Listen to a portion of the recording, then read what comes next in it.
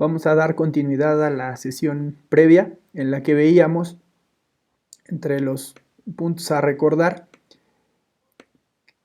que definíamos que era un sistema de ecuaciones simultáneas y veíamos que la parte importante a recordar es que las ecuaciones únicamente hasta donde habíamos estudiado presentaban relaciones unidireccionales.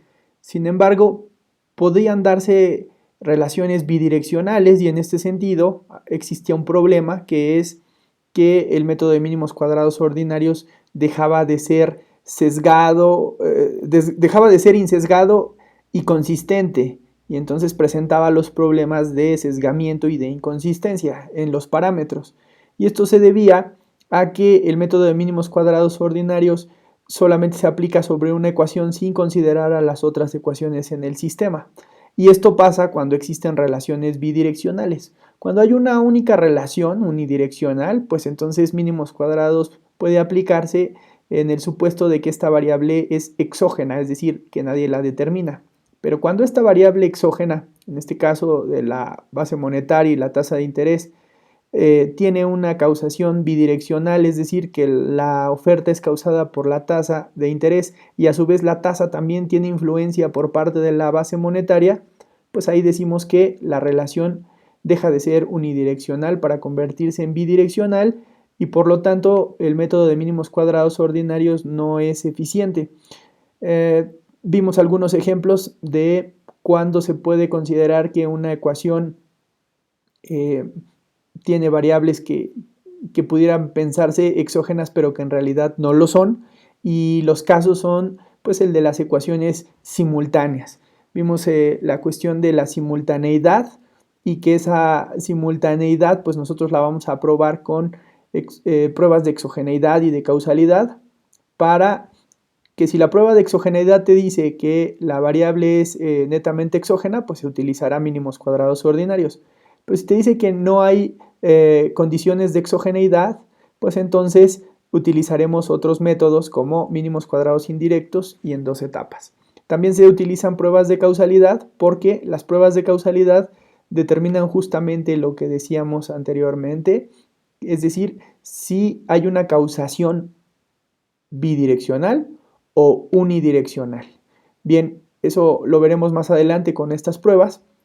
Y pusimos algunos ejemplos, entre ellos el ejemplo del modelo de oferta y demanda, que pues aquí presenta otro ejemplo de simultaneidad, en donde no es que una variable cause a la otra y la otra a la una, sino que dos variables están siendo causadas por la misma variable, es decir, el precio en este caso, y esta aparición simultánea en dos ecuaciones al mismo tiempo, pues es lo que genera también pues el problema de el insesgamiento y el problema que veíamos en la lámina pasada de inconsistencia. Entonces, una vez que se han visto estos ejemplos, también vimos el de los salarios y el precio. Este es otro tipo también de simultaneidad, en donde los salarios están siendo explicados por el precio, pero el precio también está siendo explicado por los salarios, además de otro conjunto de variables que, si se dan cuenta, estas podrían considerarse como exógenas. R, M y la tasa de desempleo. Bueno, ya aquí ya no terminé de poner los términos, pero rápidamente establecemos que esto es el salario, el desempleo, los precios, el salario, la tasa de interés y la oferta monetaria. Y bueno, ahí lo que operó fue que pues también veíamos la simultaneidad en un ejemplo en donde aparece la misma variable en varias ecuaciones, o porque una variable es explicada por una variable que se supondría exógena, pero que en realidad no lo es, porque termina siendo causada por la que en una primera instancia esta causaba, ¿no? Entonces, este es el ejemplo de la simultaneidad.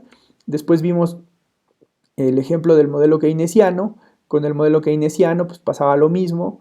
Aquí hay una variable consumo explicada por el ingreso, pero el ingreso también es causado por el consumo y por la inversión. Entonces ahí veíamos algunas cuestiones Acá creo que sí definimos el modelo de salario. Ya, esto fue lo que pasó, ¿no? Que cambié creo que de lámina, pero bueno, aquí está ya la definición de todas las variables. Y una vez que vimos esto, pasamos a comprobar por qué existe un sesgo en las ecuaciones simultáneas. El sesgo radica en que lo que debería de pasar en una relación unidireccional, pues es que la varianza fuera única, pero cuando existe el problema de la simultaneidad, es decir, de la presencia de una ecuación que es causada por otra y la otra por la 1, por la primera, pues entonces aquí vemos un sesgo. Ese sesgo tiene que ver con el coeficiente. Entonces, si nosotros vemos la regresión, ese coeficiente no puede ser 0. Al contrario, si ese coeficiente empieza a tener un valor más grande, pues esto va haciendo que el valor de aquí se haga más pequeño, el valor del denominador, y entonces eso a su vez va haciendo que la varianza se vaya ampliando más y más y más. Entonces, esto es lo que provoca que aunque tú aumentes el tamaño de la muestra, pues los coeficientes cada vez se dispersan más.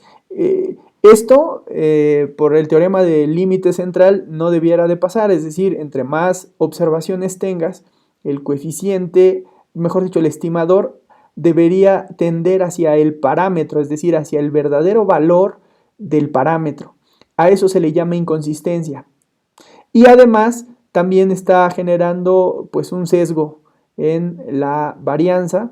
Ese sesgo de la varianza y esa inconsistencia son todos efectos de utilizar una metodología equivocada para una relación bidireccional, cuando ahí se debería de utilizar otra técnica. Entonces eso es lo que intentaremos explicar a continuación.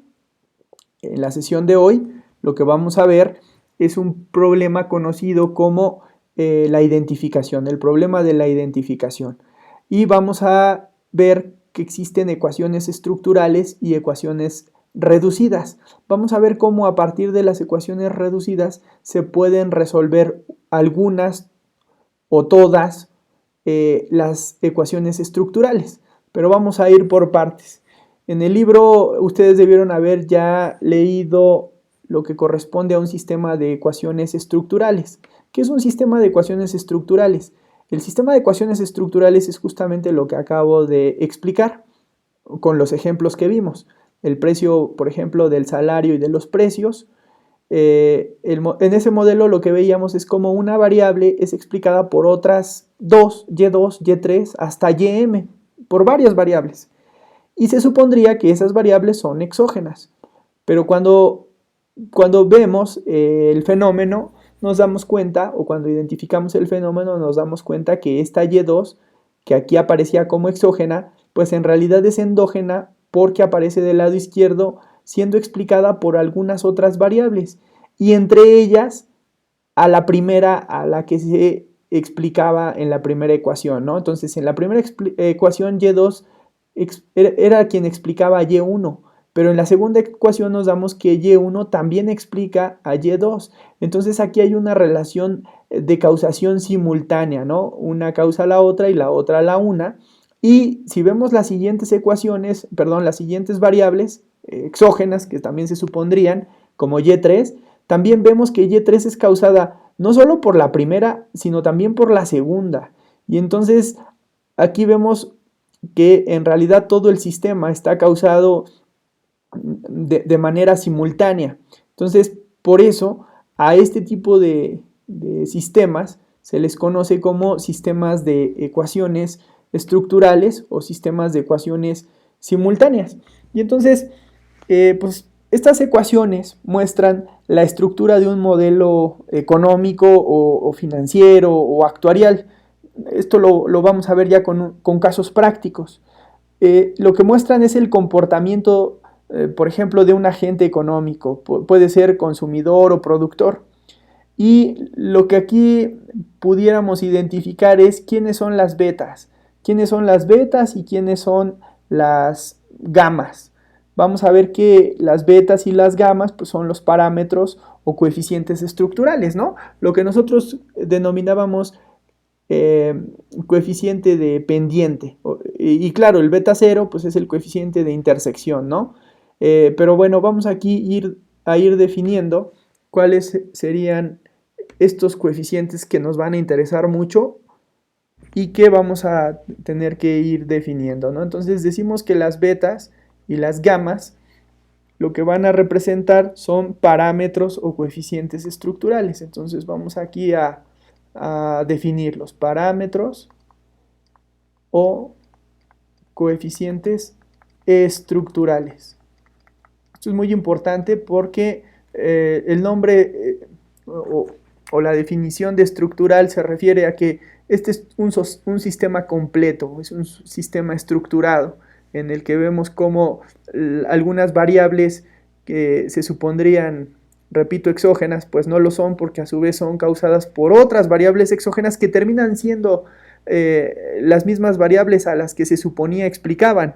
Bueno, no se suponía, sino que sí explicaban, pero que en teoría, en mínimos cuadrados ordinarios, pues estas variables deberían ser netamente exógenas, pero aquí se ve claramente que no lo son.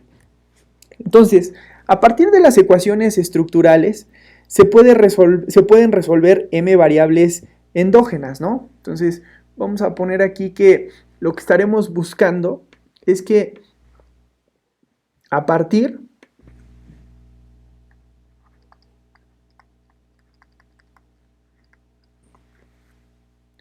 de las ecuaciones estructurales, o sea, lo que intentaremos es con estas ecuaciones estructurales construir otras que se llaman ecuaciones en su forma reducida. Ahora veremos cómo, pero vamos a ir planteando lo que vamos a hacer. A partir de las ecuaciones estructurales,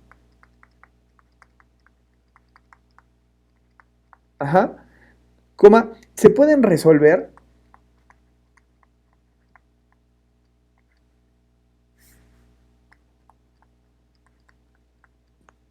m mayúscula variables endógenas.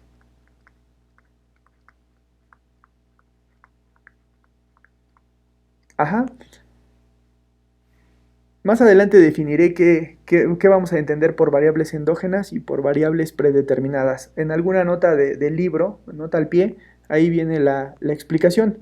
M variables endógenas para derivar las ecuaciones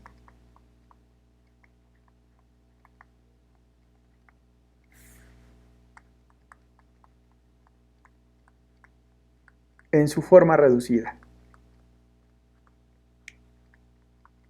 Entonces lo que estoy diciendo es que con las ecuaciones estructurales nosotros vamos a intentar llegar a unas variables, a unas ecuaciones que se denominan ecuaciones en su forma reducida, porque después estas nos permitirán regresar a poder resolver algunas de las ecuaciones o todas las ecuaciones estructurales que se hayan planteado.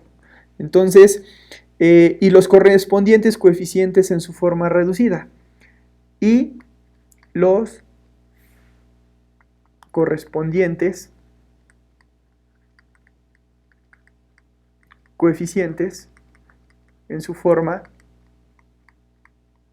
reducida. Entonces, vean cómo se tiene esta analogía en cuanto a que las ecuaciones estructurales tienen parámetros o coeficientes estructurales y las ecuaciones reducidas también tienen parámetros o coeficientes en su forma reducida. Entonces vamos a ver cómo se obtienen unos y cómo se obtienen otros.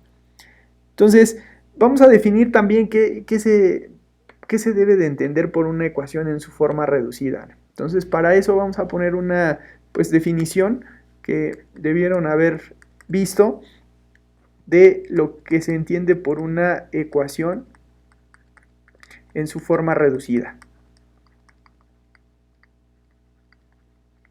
Bien, punto y seguido. Una ecuación en su forma reducida es aquella que expresa únicamente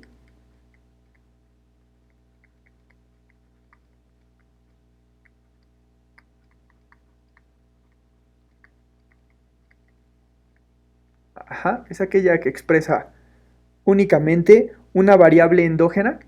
Esto es algo bien importante. Una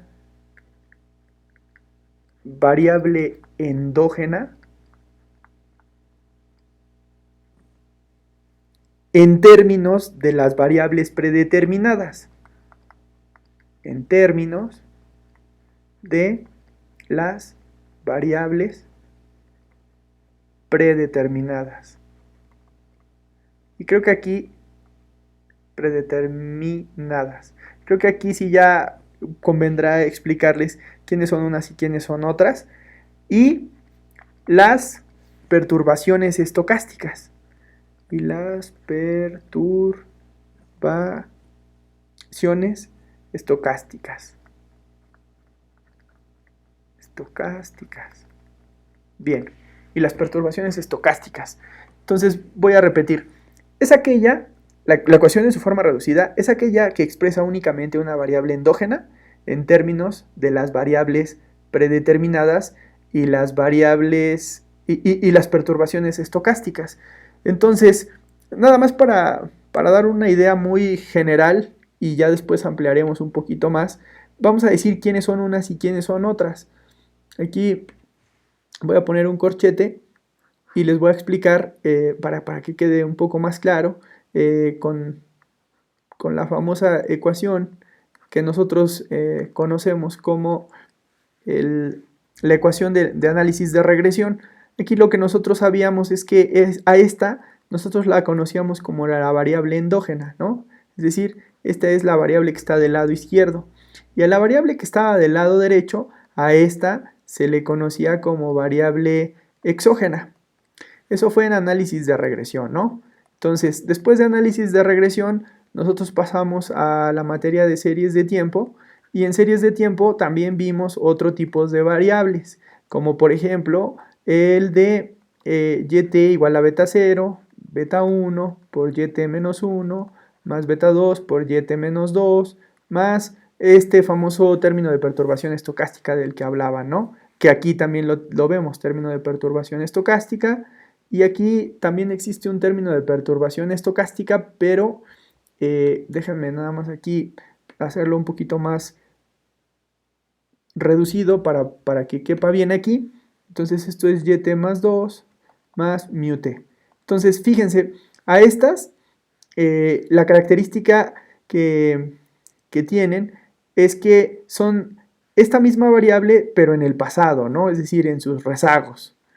Entonces también conocimos a estas variables que son rezagos. Entonces aquí ya tenemos tres variables o tres tipos de variables. Una que se conoce como endógena, otra como exógena y los rezagos. Entonces, el libro nos dice que existen dos tipos de variables, ¿no? Que son las variables endógenas y las variables predeterminadas. Entonces, para ir definiendo, nosotros vamos a hacer una clasificación de variables. Vamos a decir que las variables se van a dividir en dos categorías, una que son las de tipo variables endógenas y las variables predeterminadas. ¿Y quiénes son unas y quiénes son otras? Bueno, las variables endógenas son todas aquellas que dependen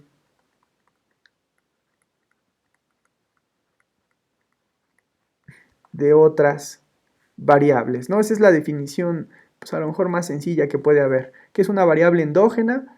Pues una variable que depende de otras variables que pues, se denominan pues, exógenas en el caso del análisis de regresión, pero no solo en el análisis de regresión, sino también en el análisis de series de tiempo existen otras que no son netamente exógenas, que son rezagos, pero por eso se hace esta clasificación ahora de variables predeterminadas. ¿Quiénes son las variables predeterminadas? Bueno, pues aquí estarían entrando las dos categorías de variables que si ustedes lo identifican, pues son todas las que están del lado derecho de la ecuación. En el caso del análisis de regresión que depende de variables exógenas, de varias variables exógenas, se le conoce como tal variables exógenas. Y del otro lado, también en series de tiempo, tenemos estas variables que son las variables rezagadas. Entonces, variables rezagadas también va a entrar dentro, a ver, perdón, aquí me equivoqué, variables rezagadas, va a entrar aquí dentro del concepto de variables predeterminadas. Entonces, así tenemos ya, creo, una mejor comprensión de quiénes son unas y quiénes son otras. Les decía, las variables endógenas pues, son todas aquellas que por definición dependen de otras variables. Y las variables predeterminadas son las que no dependen de otras, y en ese sentido también el pasado de estas otras variables no dependerían de nadie más. Por eso se les conoce como variables que están predeterminadas, es decir, están determinadas desde antes, nadie las determina ya. Entonces esa es la definición que podríamos identificar. Y ahora sí, regresando a nuestra definición de lo que se debe de entender por ecuaciones en su forma reducida, nos dice que es aquella que expresa únicamente una variable endógena, es decir, va a ser una de estas en términos de las variables predeterminadas, es decir, vamos a ver variables exógenas. Por ejemplo, hace rato les decía, aquí nosotros podemos decir que esta de aquí es una variable, vamos a hacerlo un poco más grande para que se vea más claro, y vamos a decir que a esta la vamos a definir como una variable endógena, ¿no? Entonces, esta pudiera ser una variable endógena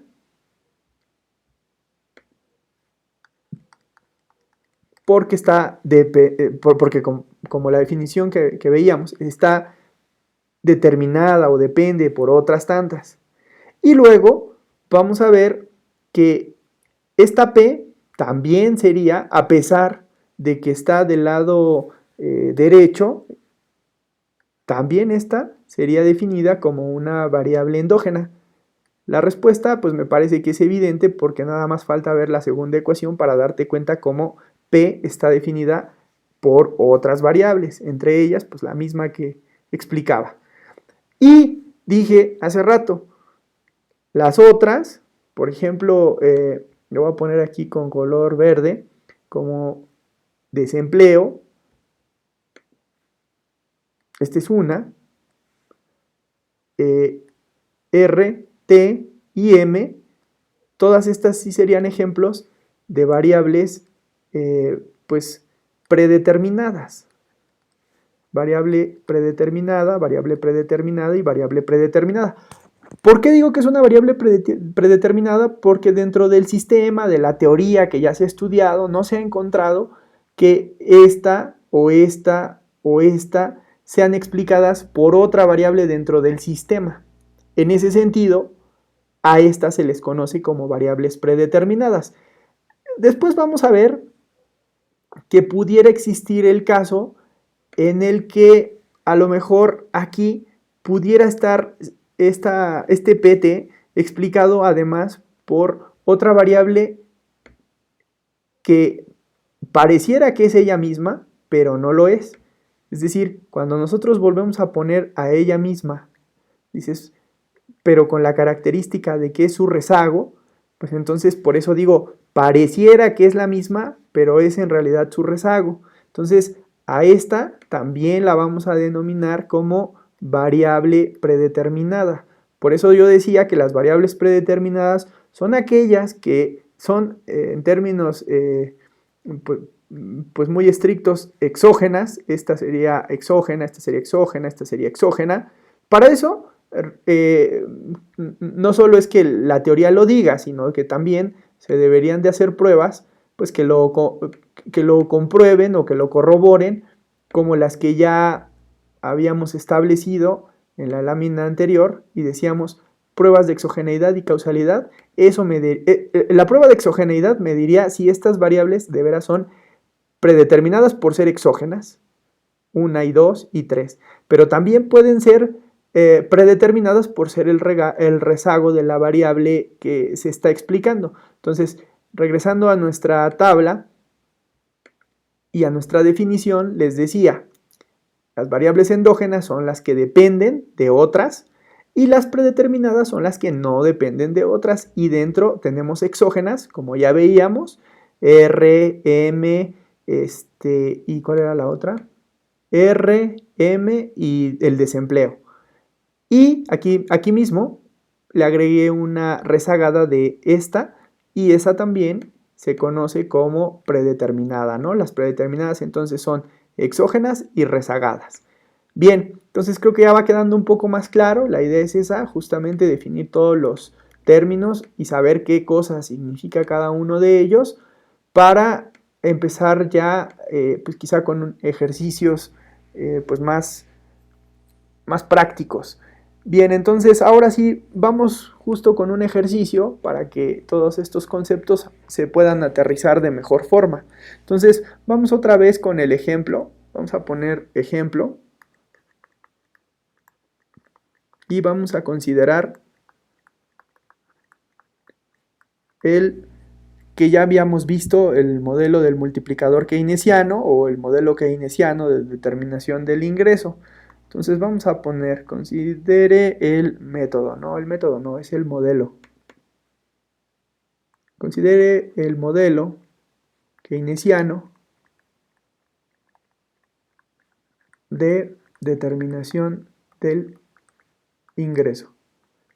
Seguramente en sus clases de macroeconomía lo debieron haber visto alguna vez. Es el ejemplo típico en las clases de macroeconomía, en donde nosotros identificamos cómo es que el consumo depende del ingreso, ¿no? Entonces, ya también habíamos visto que existen dos funciones. Una primera función que es la función consumo y otra segunda función que es la función ingreso. Entonces, si nosotros tenemos la función consumo, ya esta la hemos desarrollado bastante. Vimos que aquí teníamos a beta 0 más beta 1 por el ingreso más un término de perturbación estocástica, y acá teníamos una relación pues aritmética en la que sabemos que el ingreso está compuesto por el consumo más la inversión para todo ingreso igual que el ahorro, ¿no? O la inversión, perdón, igual que el ahorro. Entonces, lo que no se consume se ahorra o se invierte, como lo quieran ver, y la suma de estas dos cosas nos da el ingreso. Y el ingreso también determina a la primera de ellas, que es el consumo. Entonces, aquí es evidente que tenemos una relación de simultaneidad, ¿no? Bien, entonces como tenemos una relación de simultaneidad, a estas ecuaciones, haciendo ya la analogía, porque lo que intento es explicarles lo que vimos teóricamente, pero ahora ya con un ejemplo, esto sería nuestro sistema de ecuaciones estructurales. Y entonces estas ecuaciones estructurales, o bueno, a esta relación de simultaneidad, también la llamaremos aquí. Esto es igual que nuestro modelo de ecuaciones estructurales. Entonces vamos a llamarle ecuaciones, son dos, estructurales. Y ahora sí, vamos ya dejándolo claro. Les dije, vamos a ver cómo de las ecuaciones estructurales pasamos a las ecuaciones en su forma reducida. Y cómo estas ecuaciones estructurales tienen estas cosas de aquí que ustedes ya identifican a la perfección, beta 0 y beta 1, y que a estas beta 0 y beta 1 las vamos a definir como coeficientes, porque así los hemos definido siempre, el coeficiente beta 0, el coeficiente beta 1, pero son coeficientes que pertenecen a las ecuaciones estructurales, por lo tanto se llaman coeficientes estructurales. Ajá. Bien, entonces ya que hemos definido las ecuaciones estructurales, vamos a hacer un procedimiento algebraico muy sencillo, que de hecho ya habíamos practicado en la demostración que hacíamos de por qué el método de mínimos cuadrados ordinarios estaba sesgado.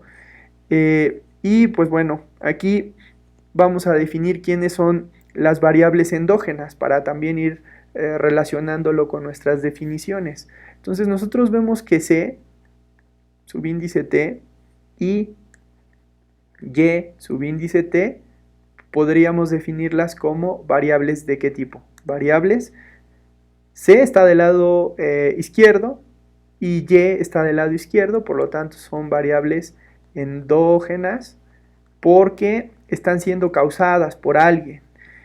Y en este sentido, y subíndice t, que está aquí, esta, ¿quién sería? Pues esta sería evidentemente una variable exógena. Ajá. Entonces ya estamos definiendo quiénes son quiénes en el sistema de ecuaciones. Repito, muy sencillo, porque vamos a ir pues avanzando de esta manera con ejercicios muy sencillos para inmediatamente ir avanzando a ejercicios más complejos. Entonces, ya que hemos definido esto, lo que vamos a hacer siempre es definir cuál es la variable que queremos resolver. En este caso, la ecuación que queremos resolver, este es nuestro objetivo. El objetivo es, porque el modelo lo dice, considere el modelo keynesiano de determinación del ingreso. ¿Quién determina el ingreso? El consumo.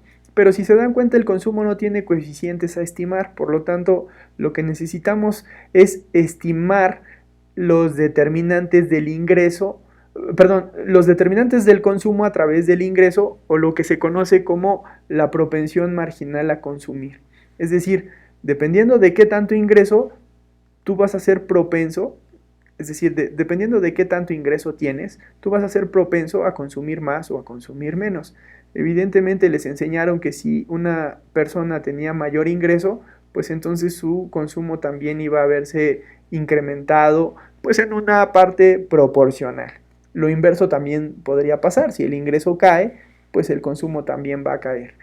Bueno, pues entonces lo que tengo que hacer es muy sencillo. Tengo que plantear mi segunda ecuación, vamos a denominar a esta como la primera ecuación, esta como la segunda, la función consumo y la función ingreso. Y entonces planteo mi función ingreso. Mi función ingreso está compuesta por la primera de las ecuaciones más una variable que ya definimos como exógena. Entonces esto se vería de la siguiente manera.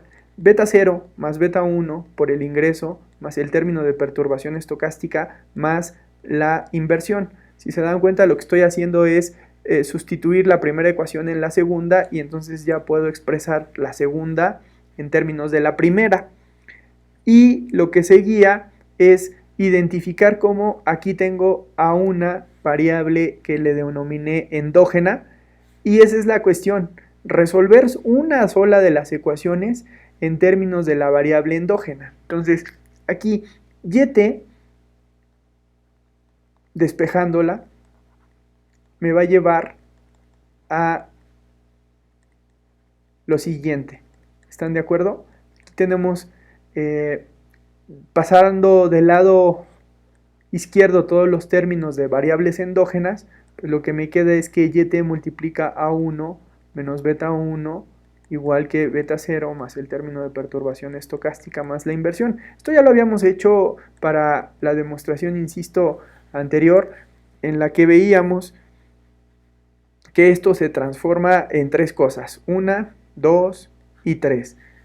Las tres cosas que vamos a identificar serían la primera, que beta 0 va a estar dividido por 1 menos beta 1, que el término de perturbación va a estar dividido por 1 menos beta 1 y que la inversión va a estar dividido por 1 menos beta 1. Todo esto obviamente es sumando.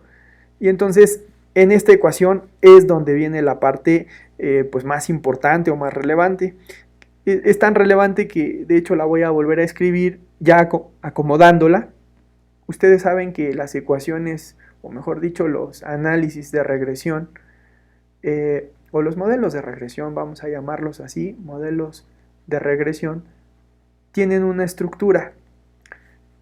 Si se han dado cuenta, tienen la variable dependiente, luego tienen un coeficiente de intersección, luego viene un coeficiente dependiente multiplicado por una variable exógena, repito, variable dependiente, variable exógena, coeficiente de intersección, coeficiente de pendiente y un término de perturbación estocástica. Y esa es la estructura de todas las ecuaciones. Basta ver esta estructura que veíamos acá arriba. Alguien me dirá, pero aquí falta un coeficiente de intersección. No es que falte, sino que está incluido aquí en las betas. Y esta beta también corresponde a la multiplicación por una variable exógena. Bien, una vez explicado esto, voy a hacer este acomodo. Yo tengo mi variable dependiente yt y tengo otra vez un coeficiente de intersección, un coeficiente de pendiente y un término de perturbación estocástica. Y entonces lo que tengo es que, claro, las tres están sumando. La primera, el coeficiente de intersección, sería beta 0 entre 1 menos beta 1. Y ahora sí viene el coeficiente de pendiente. ¿Quién es el coeficiente de pendiente? En realidad sería 1 entre 1 menos beta 1. Pero esto está multiplicado por la variable exógena, que en este caso es it, o la variable, sí, exógena, que ya la definimos por acá, es i, la inversión.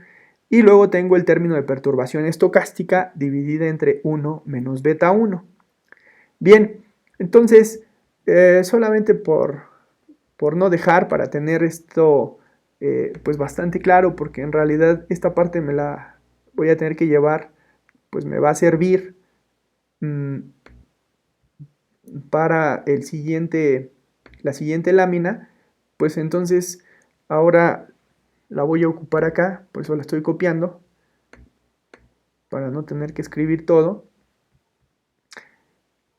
Y vamos a ver si está por acá. Sí, aquí está. Entonces, aquí está. Este es mi modelo de regresión con una variable, dijimos, dependiente en función de coeficiente de intersección, de coeficiente de pendiente, multiplicado por la variable exógena, que es la inversión, más un término de perturbación estocástica. Y entonces, ahora sí, en este punto es cuando hemos llegado a los coeficientes en su forma reducida. Si se preguntan quiénes son esos coeficientes en su forma reducida, pues bueno, rápidamente los vemos representados de la siguiente manera.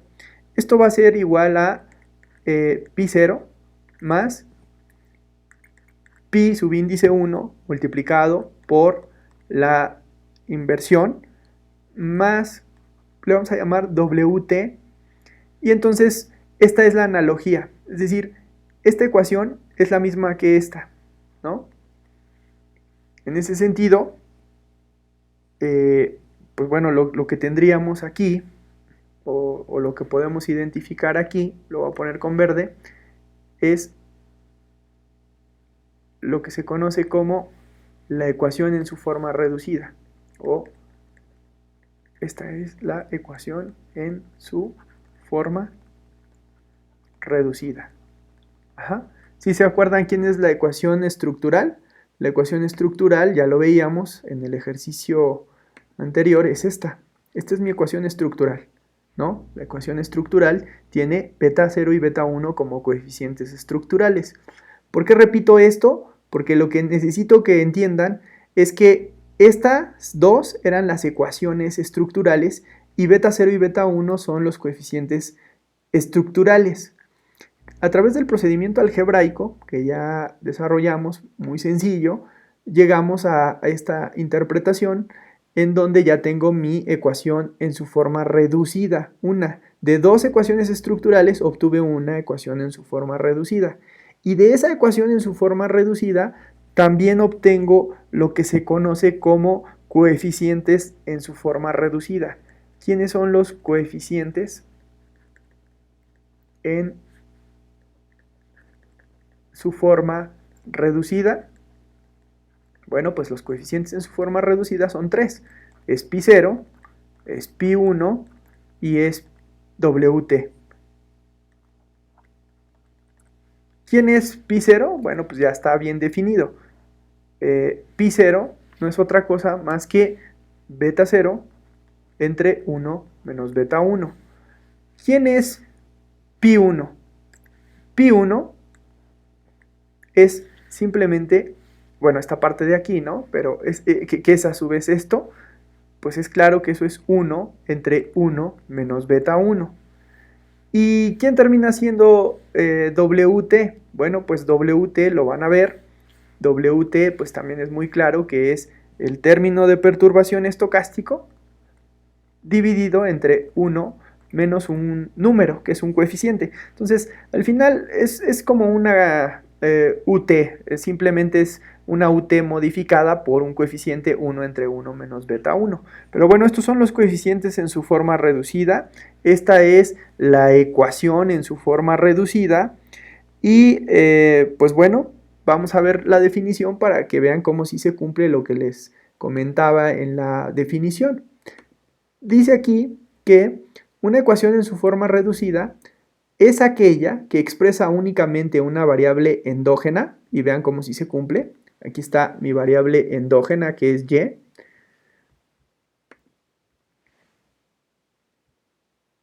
Expresa únicamente una variable endógena en términos de las variables predeterminadas y las perturbaciones estocásticas. Fíjense, en términos de las variables predeterminadas y las perturbaciones estocásticas. Este es el en términos de las variables predeterminadas. ¿A poco no esta es una variable predeterminada? Véanlo aquí. Dijimos que era una variable exógena y que es la que aparece, pero dijimos que las exógenas son las que conforman las predeterminadas. Entonces, por eso sí es cierto que es la variable dependiente, o perdón, endógena, en términos de la variable predeterminada, que dentro pueden existir exógenas y rezagadas, y las perturbaciones estocásticas. Acá está la perturbación estocástica en W. Entonces, de esa manera vemos cómo se cumple perfectamente la definición de la ecuación de la forma reducida, que expresa la variable endógena solamente como función de la variable predeterminada y del término de perturbación estocástica. Entonces, ya eso nos dice mucho porque, bueno, ustedes recordarán que el objetivo que planteé al principio es que les dije, ¿cómo con las ecuaciones estructurales tú llegas a una forma reducida? Eso ya lo hicimos hasta aquí. Este fue el camino de ida. Y luego el de regreso es cómo con la ecuación reducida regresas para encontrar la ecuación estructural, específicamente los parámetros de los coeficientes estructurales, ya sean estas betas o estas gamas que nosotros vemos por aquí. Aquí beta 1, 2, beta 1, 3, o podrían ser también gamma 1,1 o gamma 1,2, ¿no? Ahorita vamos a ver cómo se puede desarrollar esto ya en nuestro ejemplo planteado, ¿no? Entonces, vamos a ver cómo ya que tenemos la ecuación en su forma reducida, regresaremos a la ecuación estructural. ¿Cuál de ellas? Pues el objetivo, la propensión marginal a consumir, para poder encontrar el valor de beta 0 y de beta 1. Eso en realidad ya es muy sencillo y se hace de la siguiente manera. Nosotros utilizamos la segunda ecuación, que sería y de y obtuvimos los coeficientes en su forma reducida. Bueno, pues ahora, como ya desarrollamos esto, vamos a ver cómo es introducir en la ecuación que me interesa, que es la del consumo, estos coeficientes que acabo de desarrollar. Me refiero a la ecuación CT igual a beta 0 más beta 1 por YT más el término de perturbación estocástica se va a ver ya sustituyéndola con estos nuevos términos de la siguiente manera. Repito, para dejarlo a lo mejor como una especie de procedimiento, lo voy a poner aquí. O ¿saben qué? Mejor sigo acá y ya cuando termine abajo, pues sigo del lado derecho. Entonces aquí le voy a poner que vamos a sustituir aquí.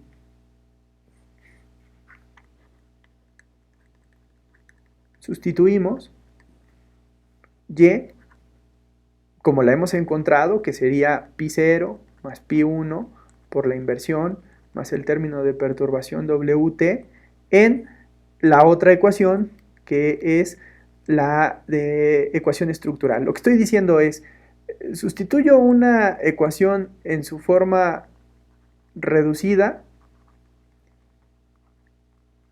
en una ecuación estructural, ¿no? Ese es el regreso al que me refería.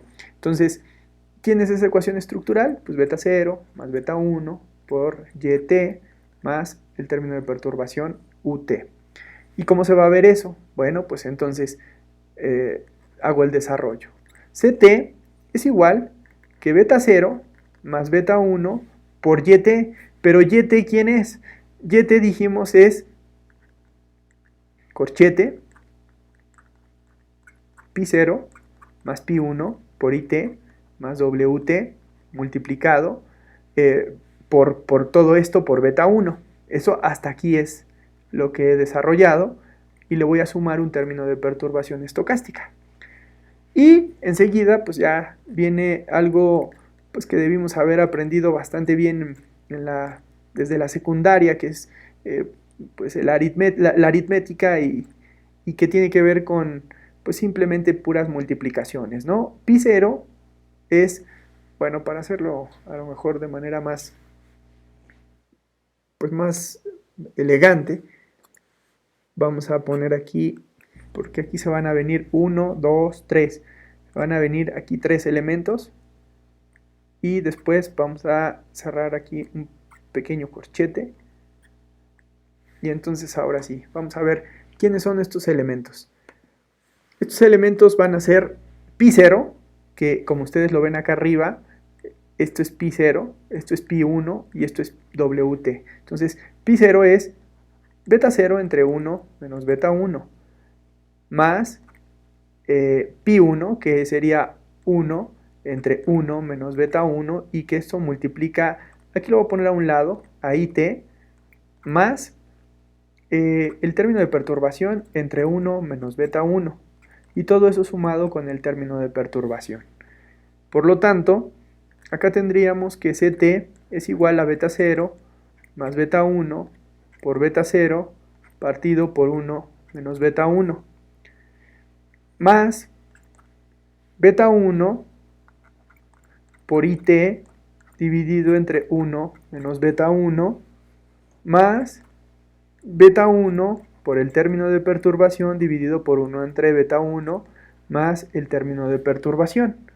De tal manera que lo que ustedes ya empiezan a identificar es que pues aquí existen elementos que son comunes. Recordando otra vez la estructura que les había comentado en la lámina pasada, la voy a volver a retomar para que ustedes vean que existen constantes. Esta sería quizá otra forma todavía más reducida de poder ver la estructura. Es decir, YT siempre va a depender de lo siguiente. Déjenme quitar aquí esta parte. No sé por qué. Ahí está. YT, decía, siempre va a depender de una constante, así lo vamos a llamar. Constantes más variable más término de perturbación estocástica. Esa es la estructura. Constantes, variables y términos de perturbación estocástica. Para que ahorita lo recordemos, porque justo estamos ya en este punto en el que vemos eso. Aquí hay puras constantes, todas estas son constantes. Aquí vemos que hay una variable, porque aquí está justamente i, y todas estas tienen en común el término de perturbación estocástica, por lo tanto sería el término de perturbación estocástica. Entonces, lo que hacemos aquí es factorizar. Decimos que beta 0 multiplica a 1 más beta 1 dividido entre 1 menos beta 1, ¿no? Esa es factorización respecto a beta 0. Más beta 1 dividido entre 1 menos beta 1 y multiplicado por IT, ¿no? Para que se vea todavía más claro. Este IT ahora lo saco o lo llevo al lado derecho. Más el término de perturbación estocástica. El término de perturbación estocástica, ¿quién va a ser? Va a ser la perturbación que multiplica a 1, es decir, factorizando este lado, más una beta 1, que sería esto, dividido por 1 menos beta 1. ¿Sí? Y entonces, ahora sí, ya estamos llegando a esta interpretación que sería que beta 0, ya resolviendo lo que está ahí dentro, sería igual a 1 por 1 menos beta 1, pues eso es 1 menos beta 1 más, vamos a poner esto que lo divida para que se vea más claro, y entonces 1 por beta 1, pues esto me da beta 1, y todo esto va a estar dividido por 1 menos beta 1, ¿no? 1 menos beta 1. Entonces aquí cerramos corchete, nos vamos con el siguiente término, que es beta 1 partido por 1 menos beta 1, este no tiene mayor alteración, y el que sí tiene alteración también, pues es este, porque el término de perturbación, pues termina siendo, sí, una fracción, y esa fracción es, otra vez, 1 menos beta 1 más beta 1 entre 1 menos beta 1, y entonces pues es claro que aquí estos se van a eliminar igual que acá, menos beta 1 más beta 1, por lo tanto, vamos a ponerlo un poco más abajo, por lo tanto, el consumo pues terminaría quedando de la siguiente manera. El consumo, repito, es beta 0 dividido entre 1 menos beta 1, ¿sí? ¿Sí lo ven por qué? Más beta 1 entre 1 menos beta 1 multiplicado por la tasa de inversión, más el término de perturbación estocástico dividido entre 1 menos beta 1, ¿no? Porque aquí también es claro, ¿no? Lo que queda. Y si se dan cuenta, ¿qué es lo que acabo de obtener? Lo que acabo de obtener es ya la ecuación que estaba yo buscando, pero en términos de puros coeficientes estructurales. Es decir, lo que acabo de encontrar aquí es que, vamos a ponerlo quizá ya, ahora sí, de este lado, me voy a ir aquí del lado derecho, y entonces aquí voy a poner, nada más para que no vaya a quedar traslapado, pues voy a iniciarlo yo creo que por aquí. Aquí vamos a ponerle donde los puntos pi0, perdón, pi2 va a ser igual que beta 0 dividido entre 1 menos beta 1, punto y coma, pi3 va a ser igual que beta 1 entre 1 menos beta 1, y Wt ahora va a ser el término de perturbación dividido entre 1 menos beta 1. Entonces dirán, ¿de dónde salió ese pi2 y ese pi3? Pues ese pi2 y ese pi3 es simplemente esto que está aquí, miren. Yo puedo decir que Ct ahora va a ser igual a, vean la secuencia, yo ya tengo a y como pi0 más pi1, entonces lo que sigue es asignarle el coeficiente pi2, que también va a ser puras constantes, y pi2 obviamente van a ser todos estos que están por acá, esto va a ser pi2, más pi3 por i. ¿Quién creen que va a ser pi3? Pues todo lo que no sea i, es decir, beta 1 entre 1 menos beta 1. Por eso es como he definido ahí arriba a pi3. ¿Y quién es Wt? Pues Wt es todo el término de perturbación estocástica, ¿no? Entonces, vean cómo así es como he definido pi2 y pi3, ¿no? Acá arriba lo tengo. Beta 0 entre 1 menos beta 1 y beta 1 entre 1 menos beta 1.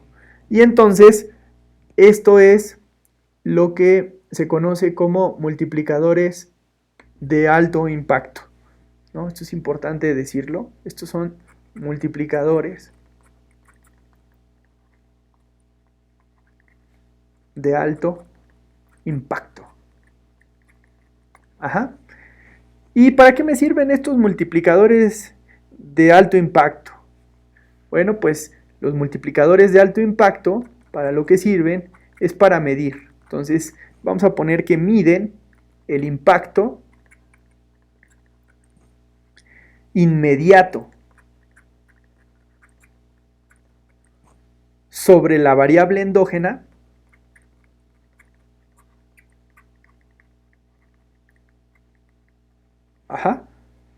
de un cambio unitario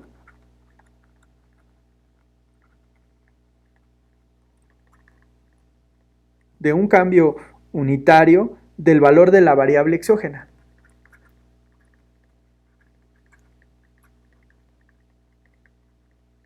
Ajá, del valor de la variable exógena. Si en el modelo keynesiano, por ejemplo, que es este que estamos utilizando, si en el modelo keynesiano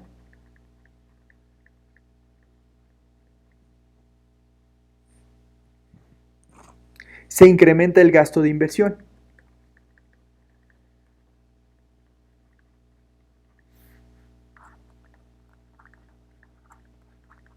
Se incrementa el gasto de inversión. Entonces, eso es justamente lo que está pasando, ¿no? Repito, mide el impacto inmediato sobre la variable endógena. ¿Quién es la variable endógena? Pues el consumo. Acuérdense que ese era nuestro objetivo. Cómo el ingreso determinaba el consumo. Entonces, cómo la variable endógena mide el impacto inmediato sobre la variable endógena de un cambio unitario del valor de la variable exógena. ¿Quién es la variable exógena? La I. Si en el modelo keynesiano se incrementa el gasto de inversión, ahorita lo que me estaría diciendo es eso, si en el modelo keynesiano aquí se incrementa I, entonces ¿cómo esto va a repercutir sobre C?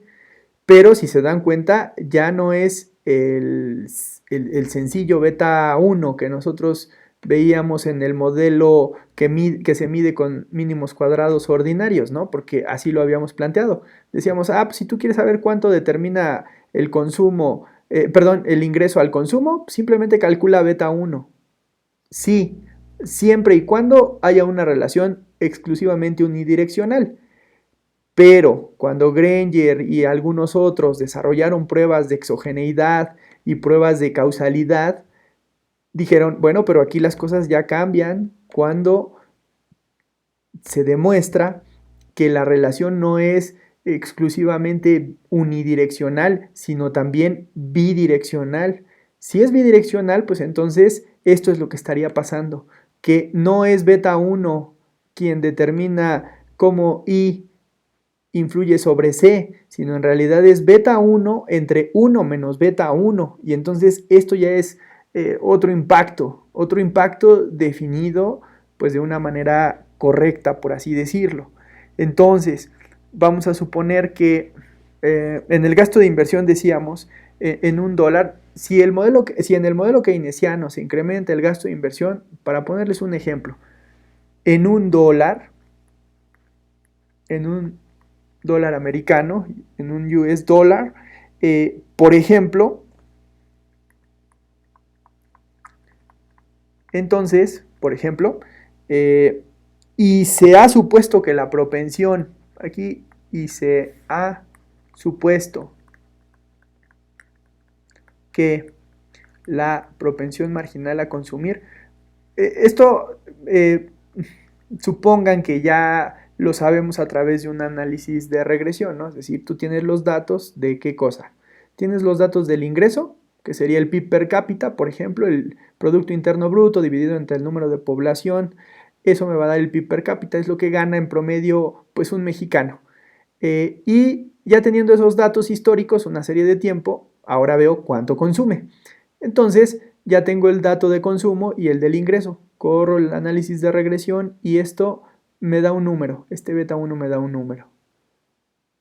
Y ese número vamos a suponerlo en algo que está muy cercano a lo que han demostrado los estudios, que es 0.8, ¿no? Es decir, ¿qué quiere decir esto? Que por cada dólar que un mexicano recibe adicionalmente, pues se gasta 80 centavos o consume 80 centavos de ese dólar.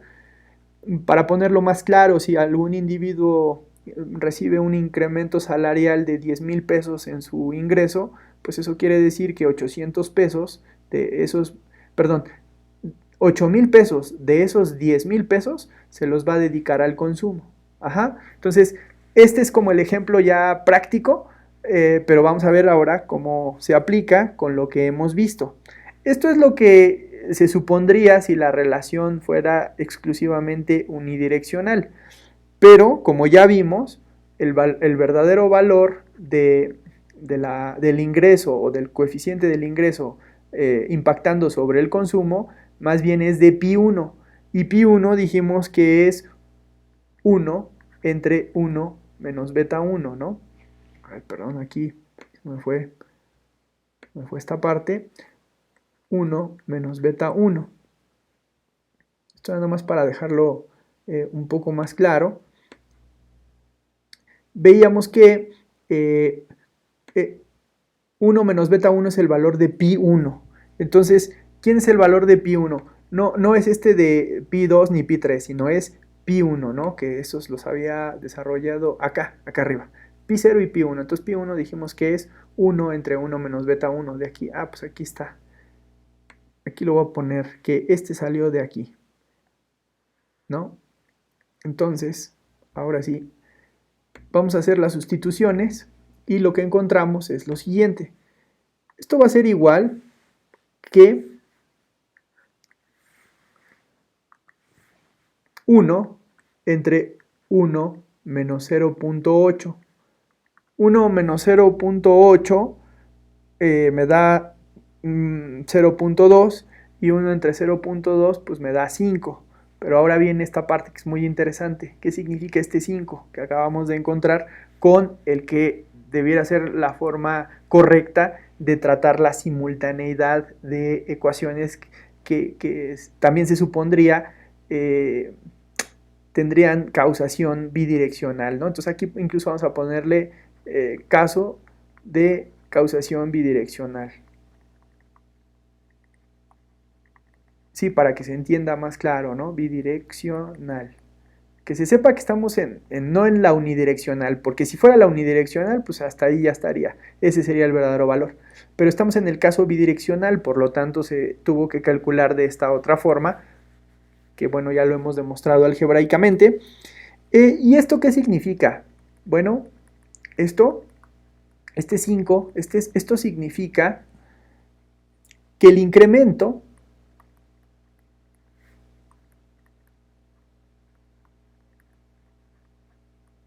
de un dólar americano o de un peso, pero vamos a dejarlo como un dólar en la inversión. En la inversión. ¿Por qué sé que es en la inversión? Pues porque si ustedes ven la ecuación acá arriba en la parte superior izquierda, es cómo la inversión está determinando a Y, ¿no? Entonces, esto significa que el incremento de un dólar en la inversión producirá inmediatamente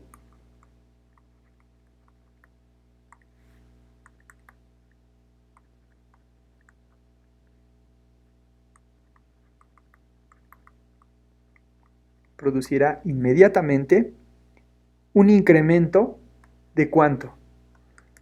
Un incremento de 5 dólares en el ingreso.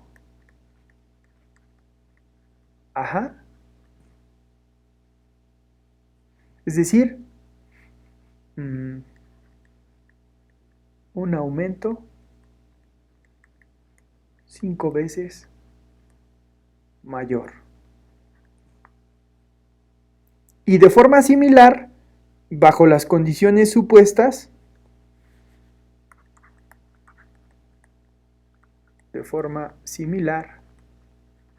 bajo las condiciones supuestas, es decir, todo esto que ya supusimos, bajo las condiciones supuestas, ¿qué le pasará al consumo? Pues el consumo entonces va a ser, como ya vimos, pi2 más pi3 por la inversión más el término de perturbación estocástica. Pues entonces aquí me va a demostrar que cómo la inversión también se ve afectada o estará afectando al consumo, ¿no? Ya dijimos que cómo la inversión afecta al ingreso.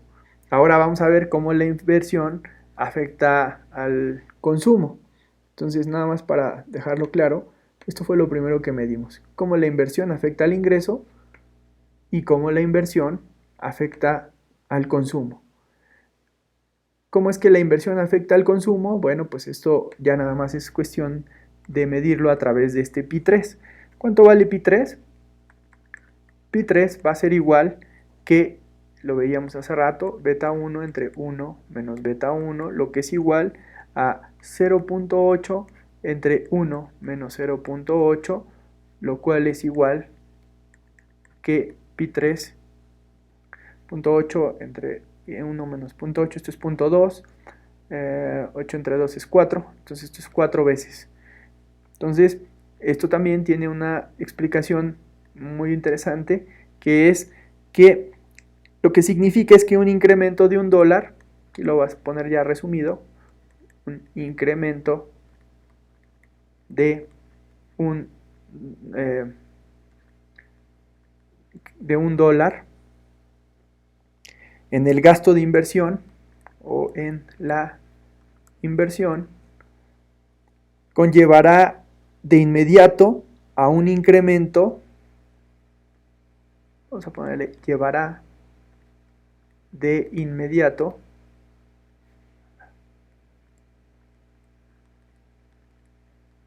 a un incremento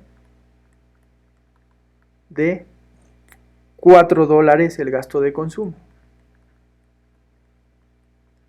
El gasto de consumo. Ajá, entonces, pues aquí estamos viendo cómo es que se debería de medir de manera correcta una ecuación, un sistema de ecuaciones simultáneos.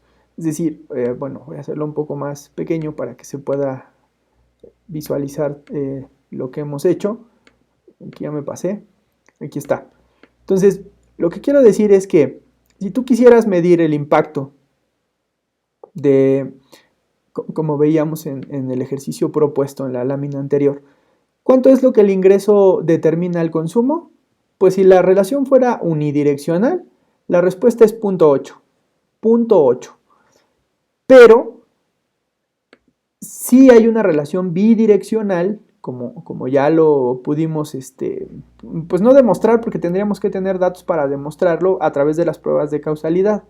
Pero vamos a suponer que sí hay relación bidireccional, pues bueno, pues porque la misma teoría sí lo establece, ¿no? O sea, el consumo es explicado por el ingreso a su vez es causado por el consumo, pues aquí la teoría nos está diciendo que debe de haber una relación bidireccional.